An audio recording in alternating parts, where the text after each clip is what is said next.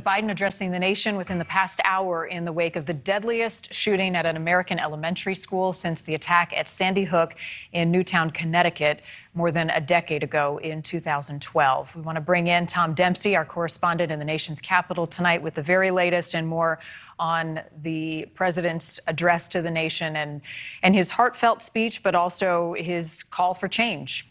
Tom. Yeah, that's right, Marty. The message to the country tonight kind of had an emotional side to it and a legislative one. On the emotional side to it all, of course, the president, one thing I thought was really notable about the speech tonight was his message, talking about the impact of this awful, awful tragedy, noting the amount of children who died, but also the children who survived this and the children who are going to have to live with this sort of scar, if that's what you want to call it, of surviving a mass shooting and having to live through such a traumatizing experience, and how they're going to have to live with that for the rest of their life. But again, during this speech tonight, the president also spoke to the victims, the parents who have had to experience this absolute heartbreak today, Marty.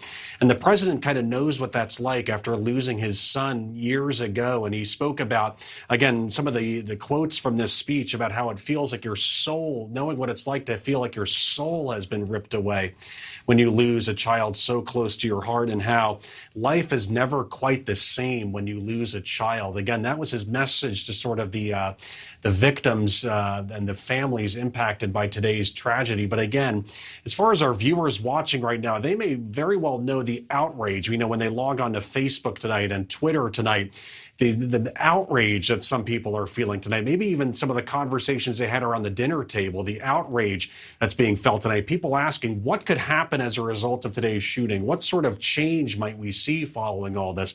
The president, telling people, the quote that stood out to me probably most of all during this speech tonight, Marty, was, when in God's name do we stand up to the gun lobby? He didn't mention Republicans.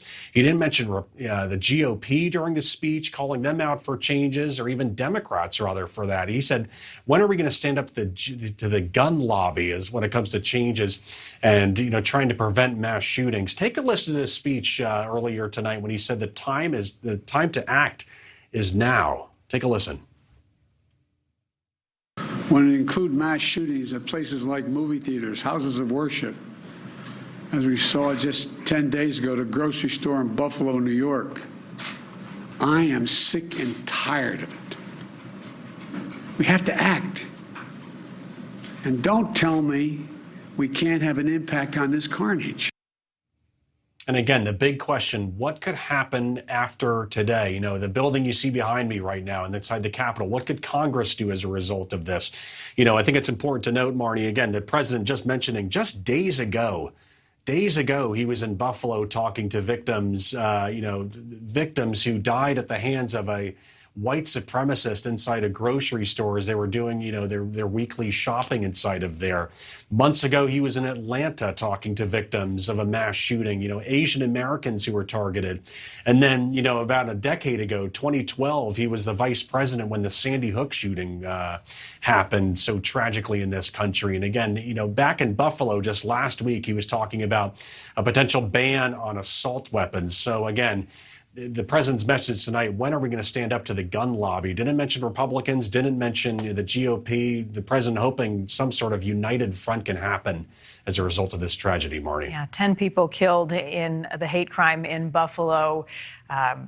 18 children killed today. The president visited Buffalo. I would imagine that there's a lot of chatter about his trip that we anticipate will happen to Uvalde, Texas. Tom Dempsey in the nation's capital. Tom, thank you. Thanks for watching. Click the red subscribe button below so you can get more of NewsNation's fact-driven, unbiased coverage.